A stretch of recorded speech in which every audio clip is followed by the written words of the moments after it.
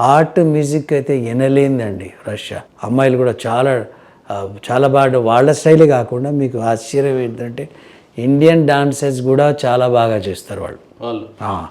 కథక్ కానివ్వండి, మీరు కథకే అని అనుకోకండి వాళ్ళ అమ్మాయిలు.